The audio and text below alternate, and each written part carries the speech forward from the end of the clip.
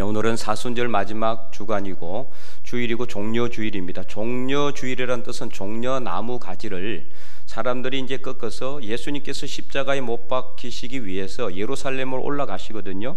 그때 사람들이 그 종려나무 가지를 앞에 뒤에 이렇게 깔고 예수님께 호산나 찬송하시로다 이렇게 이제 찬양했던 그것을 기념하는 것으로 인해서 종려주일이라는 이제 이름이 붙여지게 됐습니다. 그래서 이제 내일부터 고난주간이 시작되죠. 고난주간 새벽기도회를 통해서 우리가 예수님이 왜 이 땅에 인간의 몸으로 낮아져 오셨고 왜 고난을 받으셨고 왜 십자가에 못 박혀 돌아가셨는지 죽으셨는지 그 의미를 다시 한번 더 깊이 되새기고 그 구원의 은혜를 우리 삶 속에 깊이 새기고 또 그 구원의 은혜를 전하는 삶을 살아가기를 바랍니다. 오늘 본문은 이번 사순절에 살펴보고 있는 예수님의 자기 선언의 말씀은 아니지만 사순절 전체 주제인 생명과 관련된 말씀이죠. 예수님께서 죽으심으로 새로운 생명을 우리에게 주셨다라는 겁니다.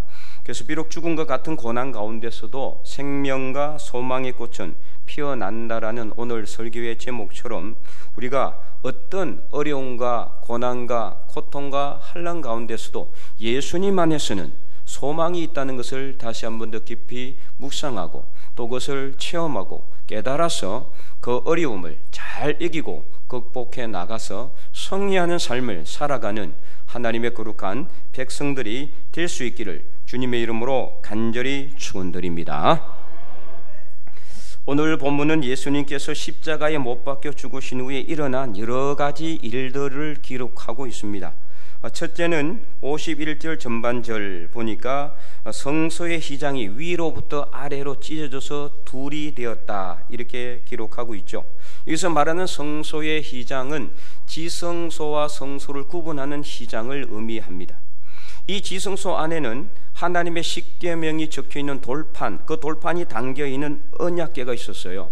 그리고 언약궤 위에 언약궤를 덮는 속죄소가 있었고 이 속죄소는 하나님과의 만남이 이루어지는 곳이죠. 우리가 오후 예배 성경 공부 시간에 계속 배웠잖아요. 바로 이 속죄소에서 내가 너와 만나고 이렇게 말씀하셨죠. 그리고 이곳에는 이 제사장이 들어가서 하나님 앞에 이 속죄소 앞에서 백성들의 죄를 다 고하는 거예요. 그래서 이 죄를 다 용서해 주시옵소서. 그래서 백성들의 죄가 사하여지는 곳이 바로 이 속죄소였습니다. 하지만 대제사장조차도 딱 1년에 한 번만 이 휘장을 걷고 이 지성소 안으로 들어갈 수가 있었어요. 바로 그날이 대속죄일입니다. 이 날만 들어가지 다른 날에는 대제사장조차도 못 들어가요. 아무도 들어갈 수가 없어요. 왜냐? 성소와 지성소는 이 휘장으로 가로막혀 있었기 때문입니다. 그래서 누구도 하나님 앞에 갈 수가 없었어요. 그래서 이 지성소와 성소를 구분하는 휘장이 찢어져서 둘이 되었다라는 것은 뭘 의미하느냐? 바로 누구든지 예수님이 휘장이 찢어지듯 예수님의 몸이 십자가에 못 박혀서 찢어지고 그로 인해서 우리의 모든 죄가 다 용서되었고 우리는 구원받았다는 것을 확신하는 사람이면 누구든지, 예수님을 믿는 사람은 누구든지 하나님에게 가서 하나님을 만나고 하나님께서 우리에게 주시는 구원의 은혜를 누릴 수 있다. 이것을 상징적으로 보여주고 있는 말씀입니다. 둘째는 51절 후반절에 땅이 진동하고 무덤들이 열리고 바위가 터지는 일들이 일어났어요. 땅이 진동했다는 것은 지진이 일어났다는 것을 의미합니다. 자, 바위가 터지는 일은 당시에 이 중동 지역은요, 장례를 할 때 우리처럼 이 땅을 파서 간을 묻는 것이 아니라 굴을 파서 바위로 그 굴을 막아 놓는 것이 장례 풍습이었어요. 그렇기 때문에 바위가 터졌다라는 것은 바로 무덤이 열린다는 것을 의미하는 겁니다. 그래서 부활을 준비하고 있다는 것을 의미하는 것이라고 볼 수가 있죠. 그래서 셋째는 그렇기 때문에 52절 무덤들이 열려 자던 성도들, 이 자던 잠을 자는 일반 잠을 자는 것이 아니라 여기서 말하는 자던 성도라는 것은 이미 예수님을 믿고 나서 죽었던 이란 뜻이에요. 그러니까 예수님을 믿고 죽었던 성도들, 그래서 장사 지냈던 성도들이 몸이 많이 일어났다는 것을 부활했다는 것을 의미하죠. 다시 살았다는 것을 의미해요. 그래서 53절에 나중에 예수님의 부활 이후에 그들이 무덤에 나와서 거룩한 성에 들어가, 이 거룩한 성은 어디일까요? 예루살렘 성을 의미합니다. 예루살렘에 들어가 사람들에게 보여줌으로 부활은 실제로 일어나는 사건이라는 것을, 실제로 부활은 일어난다는 것을 상징적으로 보여주고 있는 겁니다. 이상의 내용을 통해서 예수님의 고난은 죽음으로만 끝나는 것이 아니라는 것을 분명히 보여주고 있죠. 그래서 54절에 보니까 백부장과 예수님을 지키던 자들이 지진과 함께 일어난 이런 일련의 사건들을 보고 두려워하며, 몹시 두려워하며 이분은 진정으로 하나님의 아들이었다, 이렇게 고백까지 하는 일들까지 일어나게 되는 겁니다. 그런데 이 예수님의 죽음으로 인해서 두려워 떨고 있는 사람은, 두려워했던 사람들은 백부장과 군병들만은 아니었습니다. 바로 바리새인들과 대제사장들이 두려워서 떨고 있었습니다. 오늘 우리가 읽지는 않았지만 62절 이후에 보면은요, 이들은 빌라도에게 찾아가서 예수님의 무덤을 굳게 지켜달라, 이렇게 요청을 합니다. 이유가 무엇일까요? 예수님이 부활하실까 두려워해서. 그들은 예수님을 죽이고 나서 모든 것이 다 끝난 것 같았지만 끝난 것이 아니었습니다. 오히려 그들은 더 예수님을 죽이기 전보다 더 두려워하고 있었습니다. 그래서 66절에 보면은 그들은 경비병들까지 고용해서 밤새도록 예수님의 무덤을 지키는 그런 해프닝까지 벌이게 되는 거죠. 그러므로 이상의 모든 내용들은 오늘 설교의 제목처럼 예수 그리스도 안에서는 무덤 속에서도 소망의 꽃이 필 수 있다는 것을 분명히 보여주고 있는 겁니다. 그래서 오늘 본문에 예수님은 엘리 엘리 라마 사박다니, 그렇게 처절하게 부르짖으며 마지막 숨을 거두셨습니다. 그리고 57절 이후에 우리가 읽지는 않았지만 아리마대 사람 요셉에 의해서 무덤에 장사 지낸 바 되셨습니다. 이따 다 끝났습니다. 모든 것이 끝났습니다. 어떻게 보면 이 시간은 모든 것이 정지된 시간이고, 끝으로는 아무것도 할 수 없는 시간이고, 무기력하고 무능력한 그런 시간이요 자리입니다. 그래서 기도해도 응답을 받지 못하고 응답이 없는 하나님 부재의 시간일 수도 있었습니다. 그래서 절망과 좌절의 시간일 수도 있었습니다. 엘리 엘리 라마 사박다니, 하나님 하나님 어찌하여 나를 버리시나이까 마지막 처절하게 부르짖었지만 하나님은 응답하시지 않았습니다. 예수님을 살려주시지 않았습니다. 예수님을 어떻게 건져내지 않았습니다. 아무런 응답이 없는 시간입니다.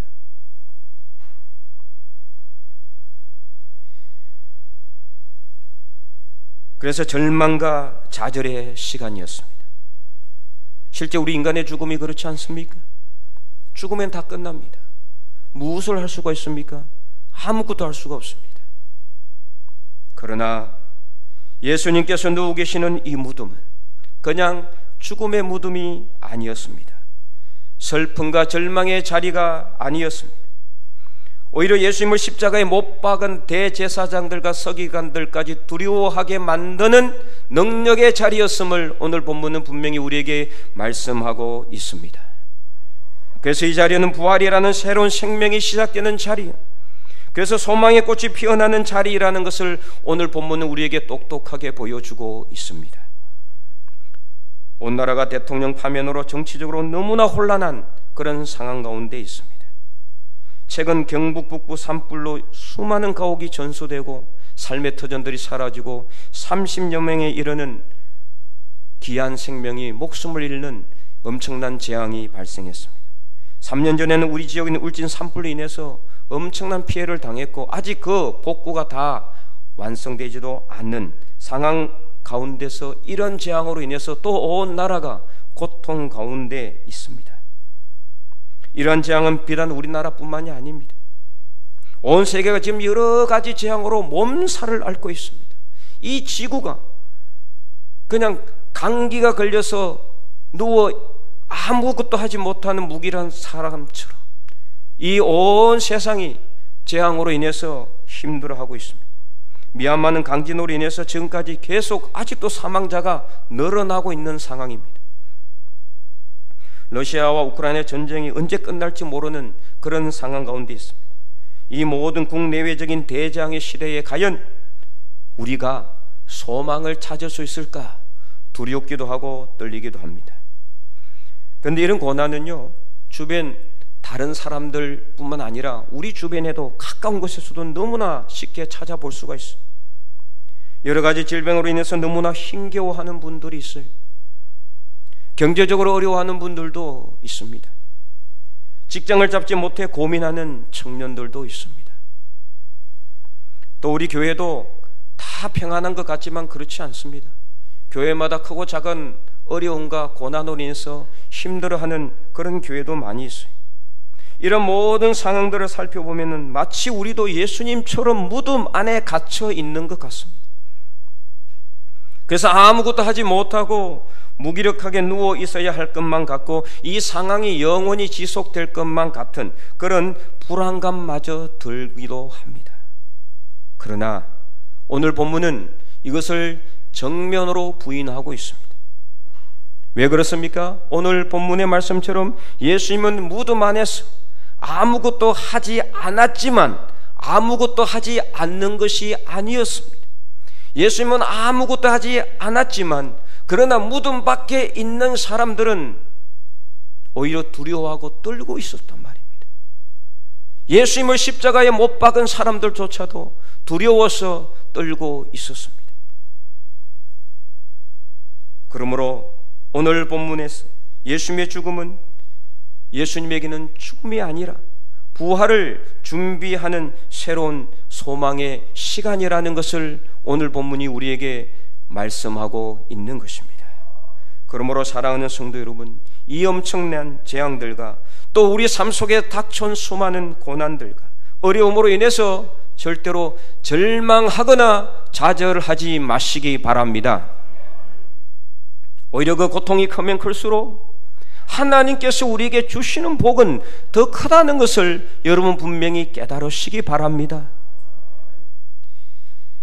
고난이 크면 클수록, 환난이 많으면 많을수록, 어려움이 많으면 많을수록 오히려 소망의 꽃은 더 아름답게 피어날 수 있다는 것을 분명히 믿고 확신하시기 바랍니다.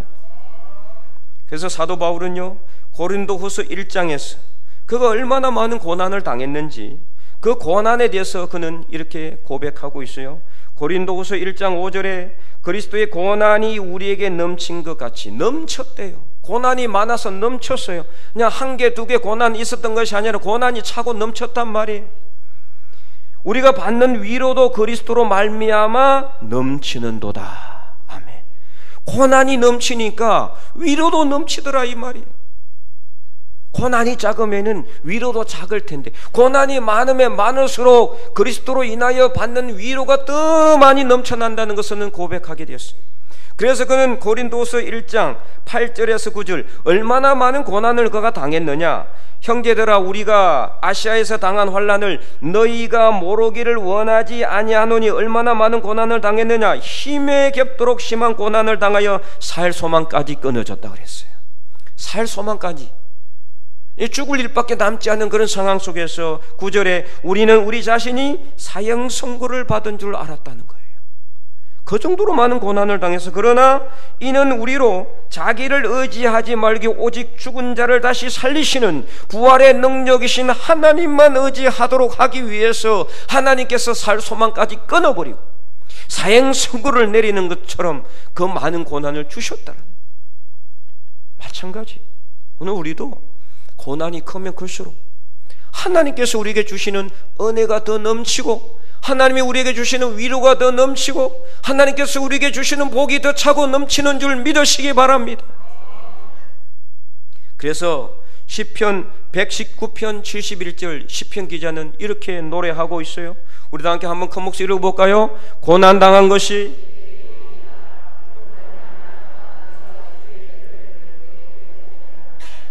아멘. 고난당한 것이 내게 유익이라. 오히려 고난당한 것이 유익이라는 거예요. 유익이라. 왜요? 고난당함으로 인해서 주의 윤례는 하나님의 말씀이에요.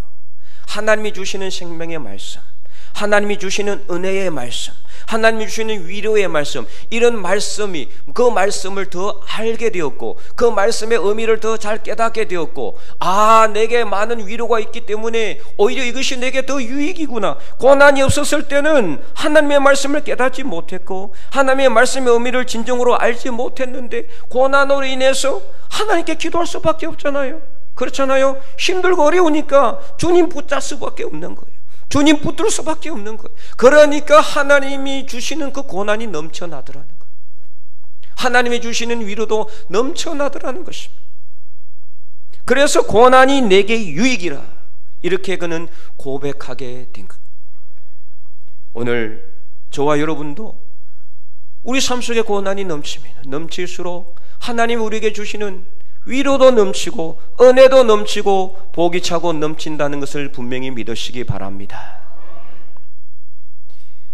그러므로 지금 현재 우리나라의 정치적인 혼란도, 지금 우리 주변에 있는 여러 가지 삶의 어려움도, 지금 산불로 인해서 받는 엄청난 고통도, 또 우리 여러분들이 각자 가지고 있는 질병의 고통도 오히려 하나님께서 주실 회복과 고침과 치유의 놀라운 통로가 된다는 것을 분명히 믿으시기 바랍니다. 그래서 사도 바울은 고린도후서 6장 2절에 이렇게 고백하게 된 것입니다. 이르시되 내가 은혜 베풀 때 너에게 듣고 구원의 날에 너를 도왔다 하셨으니, 이제 구약의 말씀을 인용하는 겁니다. 이사야 49장의 말씀. 지금은 보라, 지금은 은혜 받을 만한 때요, 보라 지금은 구원의 날이로다. 아멘. 그러므로 바로 지금이 은혜 받을 만한 때예요. 여러분, 다른 때가 아니라 지금 고난이 넘칠 때, 우리 주변에 어려움이 있을 때, 고통이 있을 때, 환난이 있을 때, 문제가 생길 때, 바로 이때가 은혜 받을 만한 때라는 것을 믿으시기 바랍니다. 힘들고 어려우니까 저 예수님의 은혜를 우리가 붙들 수밖에 없잖아요. 우리 삶 속에 문제가 있으니까 하나님을 더 붙들 수밖에 없잖아요.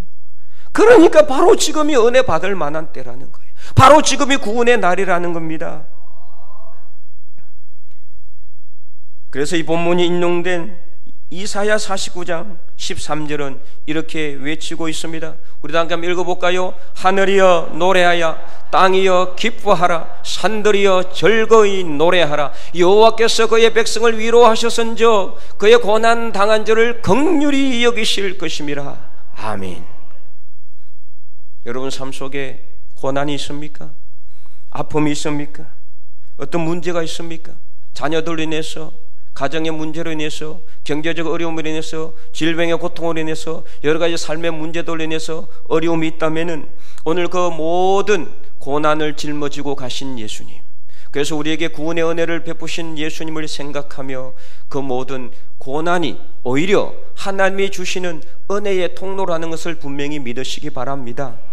그래서 이사야 49장 13절에 왜 하늘이여 노래하라, 땅이여 기뻐하라, 산들이여 즐거이 기뻐 외치라고 그렇게 노래하라고 말하고 있습니까? 지금 이 상황요, 이사야 선지자가 활동했던 시기는 이 평화의 때가 아니었어요. 기뻐하고 외치고 노래할 그런 때가 아니었단 말이에요. 끊임없이 아수르가 침략하죠. 바벨론이 공격해오죠. 주변에 많은 강대국들이 틈만 나면 이스라엘을 공격해대죠. 나라의 왕들은 전혀 정치적으로 영적으로 깨어있지 못하죠. 지금 우리 시대와 똑같아요. 지금 정치 지도자들이 얼마나 잘못된 길을 가고 있습니까? 똑같은 상황이에요. 그런데도 하나님은 이사야를 통해서 산들이여 나라 이 기뻐하고 노래하라, 이 모든 만물 자연 만물아 기뻐하고 노래하라, 찬양하라, 즐거워하라고 하고 있어요. 왜요? 하나님이, 위로의 하나님이 고난당한 자를 긍휼히 여기실 것이기 때문에, 불쌍히 여기실 것이기 때문에, 위로하시기 때문에, 복을 주실 것이기 때문에, 은혜를 베푸시기 때문에 기뻐하고 노래하라고 말씀하고 있는 겁니다. 그러므로 오늘 우리도 비록 우리 주변의 상황은 전혀 기뻐할 만한 상황도 아니고 즐거워할 만한 상황도 아니고 찬송할 상황도 더더욱 아니지만, 그러나 구원의 하나님, 우리를 위해서 십자가에 못 박혀 돌아가시고 그 피를 쏟으시고 우리에게 구원을 선물로 주신 예수님을 생각하면 우리는 찬송하지 않을 수가 없고 기뻐하지 않을 수가 없고 노래하지 않을 수가 없음을 믿습니다. 그래서 바로 지금이 우리에게는 부활을 기다리는 시간이에요. 부활을 준비하는 시간이요, 그래서 우리는 부활의 산 소망으로 다시 살아나게 될 것이라는 것을 분명히 믿고 확신하시기 바랍니다. 그래서 우리 안에 무너졌던 모든 소망이 다 회복되고 하나님께서 고난당한 우리를 긍휼히 여기심으로 우리 안에 있는 모든 것이 정상화되고 치유되며 고침받을 뿐만 아니라 죽음과 같은 무덤 속에서도 소망의 꽃을 아름답게 피우는 하나님의 거룩한 백성들이 다 될 수 있기를 주님의 이름으로 간절히 축원드립니다.